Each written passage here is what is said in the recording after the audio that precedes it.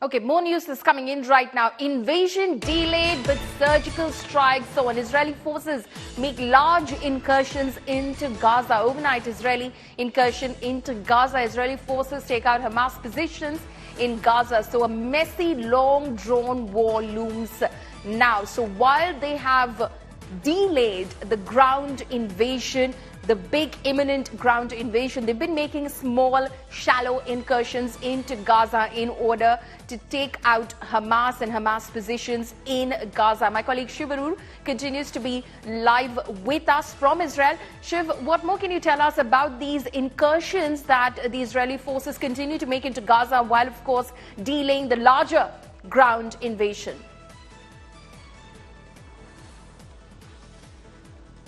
So these special forces incursions into Gaza began a few days ago, as we reported, Poulomi. In fact, when I was in Sderot just a couple of days ago, I had a chance to interact with some special forces unit officers and soldiers as well, obviously off camera and off the record. But those incursions have begun. We are told that this is pretty much standard operating procedure. Remember that Israel does conduct, even before ground operations, Israel has always had a pretty decent human intelligence inside of Gaza, and has conducted from time to time, even before this, certain covert operations inside the Gaza Strip. This time, however, it's a much more concerted and deliberate special forces action that's taking place. We understand that, interestingly, these actions are not taking place only in northern Gaza, which is where most of the airstrikes have been concentrated, but some attacks have also taken place as far south as the city of Khan Yunis, not very far from the Egyptian border. And therefore, what this does suggest is that phase one of the operation in Gaza appears to be, if not over, at least tapering down.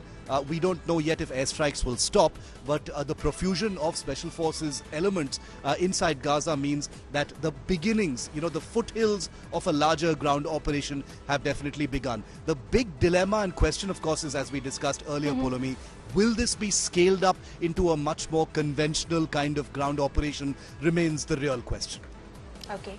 Shiv, thank you so much for joining us with all of those details. On the other side, of course, you're looking at those pictures of IDF tanks in Gaza. So IDF tanks have now entered Gaza in order to take out Hamas positions in the Gaza Strip, while, of course, the larger ground offensive has been delayed for the moment, especially under pressure from the United States. The United States has requested Israel for some time to carry out hostage negotiations, because Hamas, remember, is holding hostages inside the Gaza Strip at various locations since October 7, when they attacked Israel. So Israel, of course, is itching to go full throttle as far as this offensive is concerned, because their intent is to decimate Hamas from Gaza. So you can see those images of IDF tanks in Gaza. Shiv Arur there earlier joining us with all of those details.